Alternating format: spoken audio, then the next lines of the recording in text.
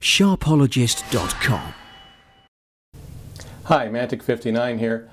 The OneBlade razor has some really interesting design elements. On the one hand, it's got a pivoting head, much like a cartridge razor, and on the other hand, it's got a single blade, much like a safety razor. But shaving with the OneBlade is a little different than shaving with either a cartridge or a safety razor. Let me show you how I use the OneBlade and how it can be made to shave more effectively for you.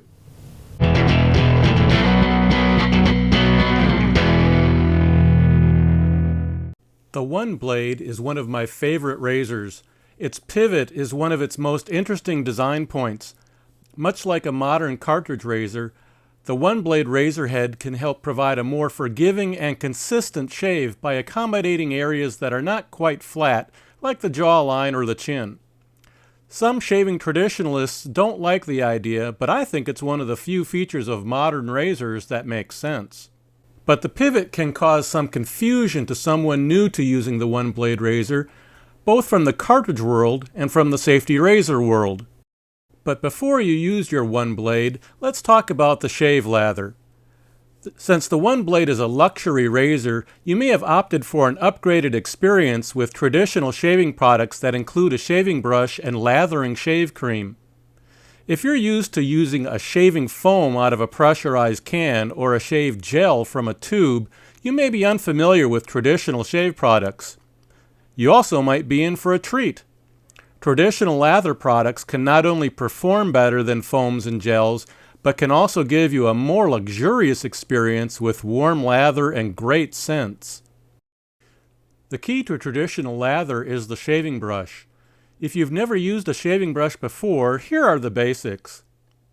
Shaving brushes are usually made with animal hair, so before using it for the first time, it's probably a good idea to give it a thorough cleaning to get rid of any residual coatings from the manufacturing process, and also to remove any loose or cut hairs from the knot. So massage in some water and pet shampoo, or you could even use a little shaving cream, and then let it sit 10 to 15 minutes. Rinse thoroughly with warm water, gently wring out the excess water, towel dry, then let it sit out in the open overnight. It should be ready to use the next day. Building a lather with cream and brush isn't difficult, but it can take a few tries to do it right. There are some variables involved, like the type of brush you're using and the mineral content of the water, but here's one way to go. If you haven't already, wash the area you're going to shave with a gentle facial soap and rinse thoroughly with warm water. Wet the brush, then gently squeeze out most of the excess.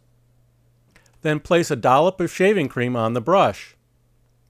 By the way, notice how I hold the brush at the base of the hair knot. That gives me a little more control over the brush and helps avoid losing too much water by pressing too hard on the brush. The hair should splay out just a little bit. Don't mash it all the way down.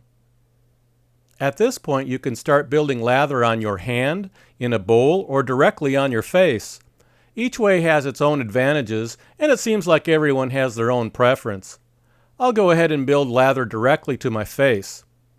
Building lather on the face can help with some additional cleaning and preparation, along with gently removing tiny bits of debris from the stubble and surrounding each hair with lathery goodness. I use gentle circular motions to cover the area I'm going to shave.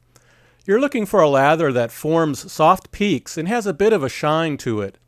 If it looks more like school glue, dip just the tips of the brush in water for a moment, then continue lathering.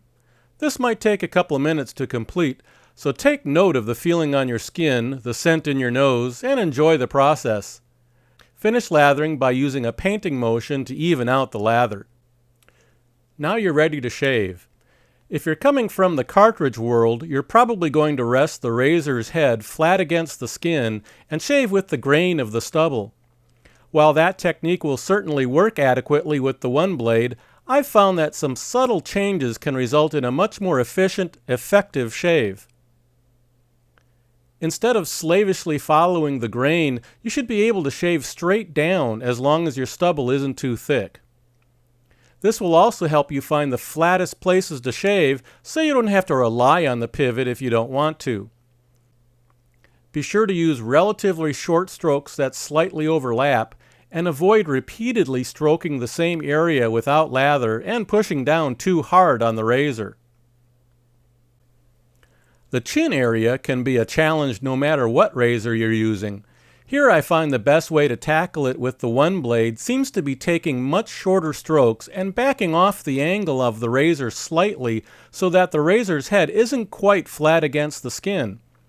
I know that sounds totally counterintuitive, but the OneBlade's pivot still works like this. It's just more subtle and you don't really feel it working, even though it really is. After you're finished with these initial strokes, rinse briefly and give yourself a look. If you're new to the OneBlade, particularly if you've had the razor's head flat against the skin, you may find the shave didn't take off as much stubble as you had wanted. That's okay. Remember, you're getting used to a different way of shaving here. So relather and shave in the opposite direction. If you need to add a bit more cream to the brush, go ahead. Once again, you may find it more beneficial to hold the razor so the head is not quite flat against the skin. The pivot will still work, but in the background. Continue using relatively short overlapping strokes and don't push down on the razor. After you're finished with this direction, give yourself a quick rinse and take another look.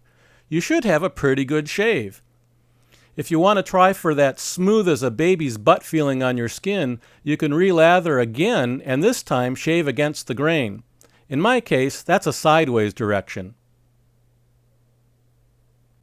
Once you're finished, be sure to rinse really thoroughly with warm water to get rid of any lather residue that still might be on the skin. Then, while your skin is still moist, apply a little aftershave to moist hands and massage it into the skin. Using wet hands into wet skin will help spread the aftershave in a thin, even coat. And you're finished. You may have to shave with the OneBlade razor a few times to get a handle on how it really works.